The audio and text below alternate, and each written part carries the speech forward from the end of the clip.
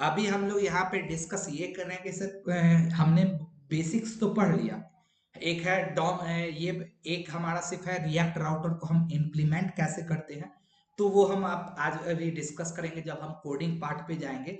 हमारा हमने पहले भी बोला है कि हर क्लास में हम इनिशियल का क्या करते हैं 10-15 मिनट थ्योरी पढ़ते हैं और उसके बाद क्या करते हैं हम फिर जाते हैं प्रैक्टिकल पार्ट पे। जब हम जब प्रैक्टिकल पार्ट पे मूव ऑन करेंगे तो वहाँ हम देखेंगे कि रिएक्ट राउटर को कल जो हम इशू आ रही थी हम कैसे उस इशू को वो इशू रिजॉल्व हो चुकी है, थोड़ी बहुत चेंजेस कुछ कुछ करनी पड़ी कोड में तो वो इशू रिजॉल्व हो गया बट हम उसको देखेंगे कैसे इंप्लीमेंट। अभी हम लोग थ्योरी देख रहे हैं कि हम लोग कैसे कैसे प्रोजेक्ट को हम क्या करते हैं, हम प्रोजेक्ट को कैसे फॉर्म करेंगे इसमें। तो अब जैसे अगर हम एक रियल लाइफ एग्जांपल लेकर के चले हम प्रोजेक्ट कैसे फॉर्म करेंगे तो हम रियल लाइफ एग्जांपल लेकर के एटीपीएलसी का ही चलते हैं। एटीपीएलसी की जो वेबसाइट है वो वही वैसे ही बनी हुई है, वो पूरा रिएक्ट में ही बना हुआ है। तो अब रिएक्ट का इन्वायरमेंट काम कैसे करता है ये तो तुम्हारा एटी अगर बात करें तो एक क्या होता है, अगर हम डिफॉल्ट बात करें रिएक्ट में तो डिफॉल्ट यानी हम अगर हमको फ्रंट एंड से लेकर के पूरा बैक एंड तक जावास्क्रिप्ट ही यूज करना है तो उसके लिए मेरे पास दो अथी है, दो फ्रेमवर्क तुम्हारी फ्रेमवर्क सॉफ्टवेयर फ्रेमवर्क का एक है मीन और एक है मॉर्न। हमने पहले भी इसका नाम सुना है। इसमें मोंगोडीबी एक्सप्रेस एंगुलर नोड या मोंगोडीबी एक्सप्रेस रिएक्ट नोड। तो ये दोनों तुम्हारा जो है ये टेक्नोलॉजी स्टैक है। हमने लास्ट टाइम पढ़ा था टेक्नोलॉजी स्टैक है। ये टेक्नोलॉजी स्टैक है जो इस टेक्नोलॉजी स्टैक की जरूरत है तुमको एक कंप्लीट सॉफ्टवेयर। टेक्नोलॉजी स्टैक क्या होता है, वो वो सारे टेक्नोलॉजी का कलेक्शन जिसकी हमको नीड पड़ती है एक कंप्लीट सॉफ्टवेयर बनाने के लिए। एक कंप्लीट सॉफ्टवेयर या एक कंप्लीट एप्लीकेशन बनाने के लिए जिस जिस टेक्नोलॉजी की जरूरत पड़ती है वो सारा कंबाइन करके क्या करता है हमको फॉर्म करता है टेक्नोलॉजी स्टैक। तो ये टेक्नोलॉजी स्टैक है जहां पे हम कंप्लीट जावास्क्रिप्ट यूज करते हैं, कंप्लीट जावास्क्रिप्ट यूज करते हैं। यहाँ पे तुम्हारा हर कुछ जावास्क्रिप्ट में ही होता है। तुम्हारा फ्रंट एंड में रिएक्ट या एंगुलर है, दोनों जावास्क्रिप्ट का फ्रेमवर्क है या लाइब्रेरी है। नोड.जेएस तुम्हारा क्या है, जावास्क्रिप्ट के लिए डेडिकेटेड एक तुम्हारा ये है सर्वर इन्वायरमेंट है।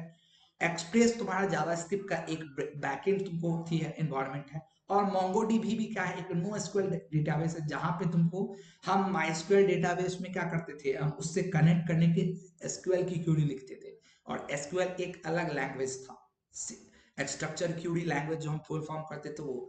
बट यहाँ पे क्या होता है हमको मोंगोडीबी से काम करने के लिए हम वहां भी जावास्क्रिप्ट ही लिखते हैं। ऐसा नहीं है कि मोंगोडीबी की डेटाबेस से हमको कनेक्ट करने के लिए हमको किसी तीसरे लाइब्रेरी को सीखने की जरूरत है। हम अति जावास्क्रिप्ट के थ्रू ही मोंगोडीबी पे क्यूरी रन करते हैं। तो यहाँ ये क्या है, ये कंप्लीट तुम्हारा जावास्क्रिप्ट इन्वायरमेंट है। बट ऐसा नहीं है कि यहाँ पे तुम इसी को यूज कर सकते हो। इसके अलावा तुम क्या कर सकते हो, तुम अलग इन्वायरमेंट भी यूज कर सकते हो। फ्रंट एंड में मेरा अलग इन्वायरमेंट रहेगा, बैक एंड में मेरा अलग इन्वायरमेंट रहेगा और ये बहुत ज्यादा इंडस्ट्री में चलता है। इंडस्ट्री में ये चीज बहुत ज्यादा चलती है कि हमारा फ्रंट एंड में हम कुछ अलग यूज कर रहे हैं, बैक एंड में हम कुछ अलग लैंग्वेज यूज कर रहे हैं। जैसे अगर फॉर एग्जाम्पल रियल टाइम में हम एटीपीएलसी की बात करें तो एटीपीएलसी का जो फ्रंट एंड है ये तुमको रिएक्ट पे होस्टेड रिएक्ट पे है। इसका बैकएंड जो है तुम्हारा, अगर बैकएंड की बात करें इसका बैकएंड तुमको जैंगो में है। अब जैंगो क्या है, तो जैंगो तुम्हारा जैसे रिएक्ट है तुम्हारा जावास्क्रिप्ट का एक तुम्हारा लाइब्रेरी है फ्रंट एंड डेवलपमेंट के लिए, वैसे ही जैंगो क्या है पाइथन का एक तुमको लाइब्रेरी है। पाइथन का एक लाइब्रेरी है जो फुल स्टैक लाइब्रेरी है। अब जैंगो के ये रिएक्ट में हम क्या कर सकते हैं इसकी, इससे हम सिर्फ फ्रंट एंड बना सकते हैं, इससे हम बैक एंड नहीं बना सकते। लेकिन जैंगो से हम क्या कर सकते हैं, और जैंगो है क्या, फ्रेमवर्क है। रिएक्ट मेरा लाइब्रेरी है लेकिन जैंगो एक फ्रेमवर्क है। तो इससे हम कंप्लीट बना सकते हैं, ये फुल स्टैक, इसमें front end back and database सब चीज। डेटाबेस इसमें क्या करता है, SQLite डेटाबेस यूज करता है जो एक लोकल डेटाबेस है। तो जैंगो है। उसके अलावा इसका डेटाबेस अगर हम बात करें तो डेटाबेस क्या है, डेटाबेस तुम्हारा SQLite है, SQLite। ये एसक्यूएल का छोटा वर्जन है। एसक्यूएल क्या होता है, होस्टेड डेटाबेस है, लेकिन ये लोकल डेटाबेस है। तो हम जैसे ही जैंगो इंस्टॉल करते हैं, जैंगो का ऐप जैसे इंस्टॉल करते हैं, वो जैंगो के ऐप के अंदर ही एक एसक्यूएलाइट डेटाबेस का फाइल रहता है, एसक्यूएल SQL.db करके। देखो अगर हम दिखाएं उस फाइल को तो मेरा अगर कोई जैंगो का प्रोजेक्ट होगा तो उसमें वो डेटाबेस पहले से रहता है, आई थिंक होगा मेरे पास। देखो मेरे पास जैंगो की एक प्रोजेक्ट होगी, जो प्रोजेक्ट मैं तुम लोग को दिखा रहा हूँ। ये देखो, ये प्रोजेक्ट 6 सेम करके, अब इसके अंदर कॉलेज असिस्टेंट के मैं अंदर जा रहा हूँ। तो अगर मैं यहाँ पे सॉरी यहाँ पे ही होगी, देखो कॉलेज असिस्टेंट के अंदर मैं गया, बाइकॉन के अंदर, बाइकॉन ऐप के अंदर जा रहा हूँ। आई थिंक इसकी डेटाबेस हमने गायब की हुई है। चलो किसी दूसरे हम प्रोजेक्ट को देख रहे हैं, ये मैंने छेड़खानी करके इसका गायब किया हुआ है कहीं। हम किसी दूसरे प्रोजेक्ट को देखते हैं, जो भी ये बगल वाला भी उसी का प्रोजेक्ट फाइनल। अब इसमें देखो, जैसे हम कॉलेज असिस्टेंट के अंदर जा रहे हैं, मीडिया, इसमें डेटाबेस है, डेटाबेस आई थिंक मैंने सबका उड़ाया हुआ। बैकएंड फोल्डर तुमने देखा, ये जैंगो पे बनाया हुआ है, ये जैंगो पे बनाया हुआ, ये पूरा फोल्डर जैंगो का है। ये जैंगो बैकएंड वाली फोल्डर, ये जैंगो की एक है, और ये पूरी एप्लीकेशन जैंगो की। अब इसमें तुम यहाँ देख पा रहे हो एक db.sqlite3 करके है। तो ये एक क्या है, SQLite डेटाबेस फाइल है, लोकल डेटाबेस है, हम इसको लोकली स्टोर कर रहे हैं। तो ये ऐसे ही क्या हो रहा है, ATPLC का बैकएंड है, ये एक लोकल डेटाबेस पे काम कर रहा है। तो ऐसा इसका ये होता है। अब बोलोगे सर आपने इसको क्यों ऐसा रखा, तो ऐसा इसलिए हम इसको रख रहे हैं क्योंकि ताकि है क्या, अभी हमारा पूरा का पूरा प्लेटफॉर्म डेवलप नहीं हुआ है। तुम देख रहे हो ATPLC में हमेशा कुछ ना कुछ चेंजेज हो रही है, नया नया नया नया नया अपडेट होते जा रहा है। तो इस कारण हम डेटाबेस को यहाँ रखें कि इसके साथ बेनिफिट क्या है कि हम इसको तुरंत डिलीट करके रिप्लेस कर सकते हैं। इस कारण मैंने ये रखा। अब अगर प्लेटफॉर्म की बात करें तो ये दोनों क्या है, अलग अलग प्लेटफॉर्म पे होस्टेड है। रिएक्ट क्या है, एक वर्सल कोई प्लेटफॉर्म है उस पे होस्टेड है। जैंगो अगर मैं बात करूं तो जैंगो हमारा क्या है, पाइथन एनीवेयर पे होस्टेड है। दोनों अलग अलग अच्छी प्लेटफॉर्म है। अब दोनों प्लेटफॉर्म एक दूसरे से कनेक्ट कैसे कर रहा है, एपीआई के थ्रू। वर्सेल पे जो रिएक्ट का इन्वायरमेंट है, वर्सेल पे जो रिएक्ट की इन्वायरमेंट है वो क्या करती है, तुम कुछ भी जैसे लॉगिन कर रहे हो तो तुम्हारा लॉगिन वाला डेटा स्टोर कहाँ, वो इस SQLite डेटाबेस में स्टोर है। तो वो क्या करता है, रिएक्ट का जो इन्वायरमेंट है, वो क्या कर एप्लीकेशन, वो बैकएंड को भेज रहा है एक एपीआई रिक्वेस्ट कि हाँ क्या ये डेटाबेस में स्टोर है।